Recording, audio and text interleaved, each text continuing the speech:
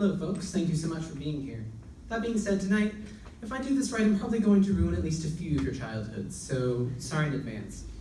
That is the danger of nostalgia. It is not always just a longing or ache for simplicity, for one's innocence, for a lost thing or time or place. Nostalgia can be used or manipulated with deeper intentions. It can be a selective vessel of revision, the revision of time, passed within or upon the present or the future. The revision to reinforce frontiers, stolen frontiers, false frontiers, old and new, terrestrial and cosmic. True, by this time, it was not a blank space anymore. It had got filled since my boyhood with rivers and lakes and names. It had ceased to be a blank space of delightful mystery, a white patch for a boy to dream gloriously over. It had become a place of darkness. The narrator of Joseph Conrad's Heart of Darkness, a text steeped in the context of colonialism, the European settlement of non-European lands, and with colonization, often the destruction of indigenous life and culture, expresses a nostalgic recollection of the past, as positive, youth and boyhood as blank and pure, the delightful mystery of a young mind distanced from the damage of colonization. This is not just nostalgia as longing, as narrative flourish. This is nostalgia as political statement that sparks the colonial mission in the narrator's eyes, innate curiosity alighted by empire. This is what drives the protagonist at the start of Conrad's novella. The fulfillment of a childhood dream, but actually therein a subscription to the legal concept of terra nullius, the land of no one, blank land, the idea that land, if perceived as vacant, can be freely defined, taken by anyone, which is to say, by the oppressor, the colonizer.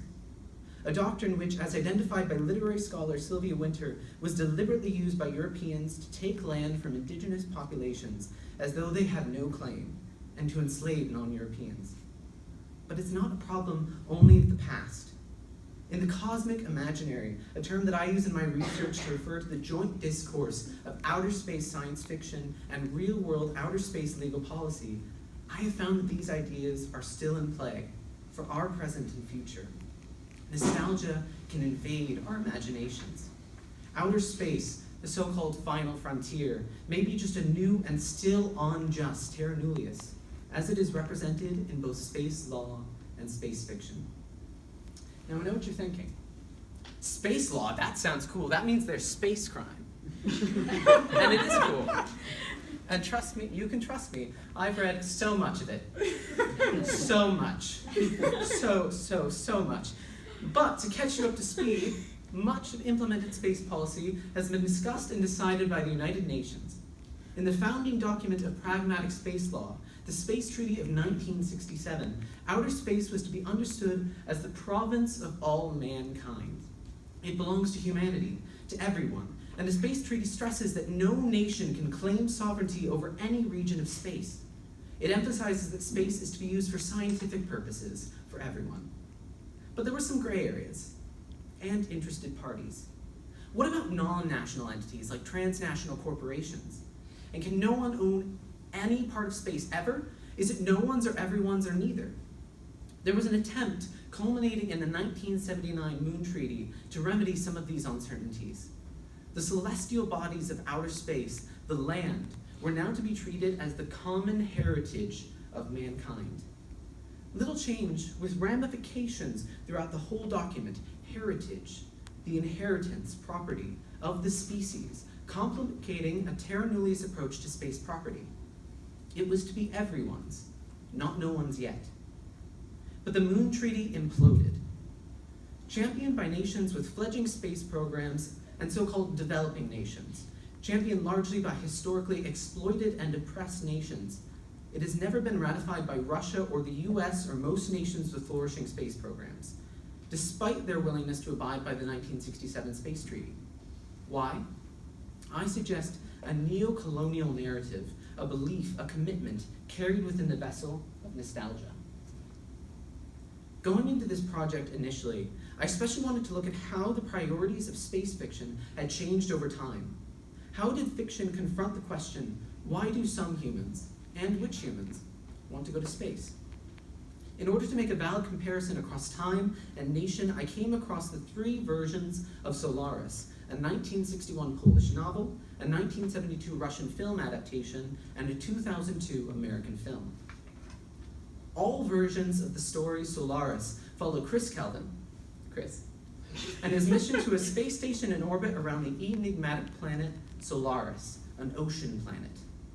Once there, he learns from the crew of the recent phenomena of visitors, lifelike beings, tailored reflections of each crew member's psyche or past.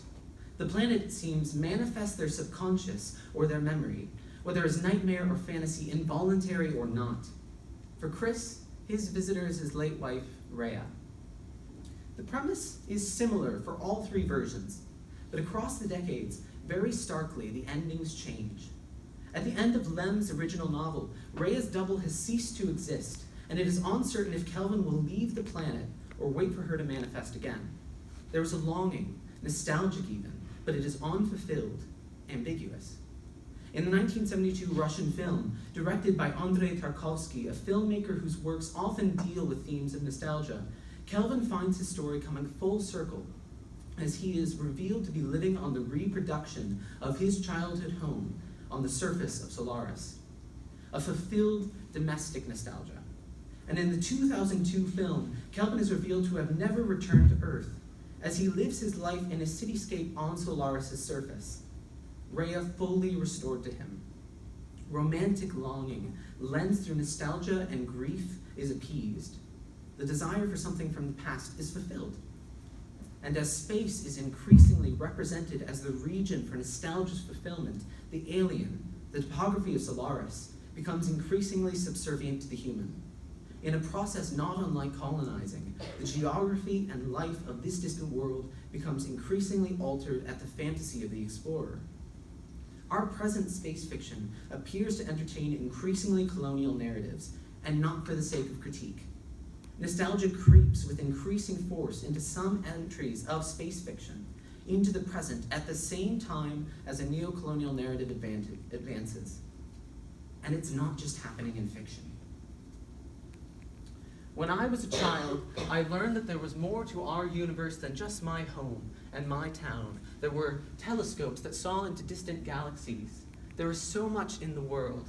You see, I spent time in school, just like every kid in America, learning about our first voyages into space and the moon landing.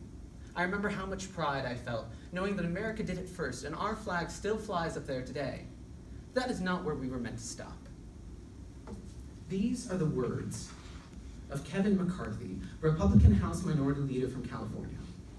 This nostalgia, not unlike the nostalgia for exploration and occupation expressed in Conrad, with its distinctive appeal to childhood, is the introduction for the argument of the Space Act of 2015, which added the following clause to American space law.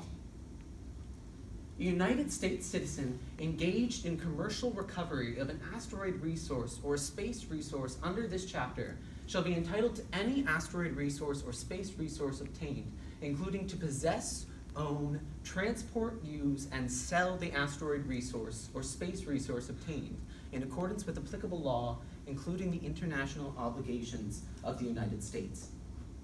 So this is the answer to the failure of the Moon Treaty of 1979, the failure to make those international obligations clear. Nostalgia for childhood as a vessel, a framing for a new terra nullius, new colonialism, blank spaces for the taking, upon the universe to be bought and sold. With this, space does not belong to everyone. It belongs to whoever gets there first.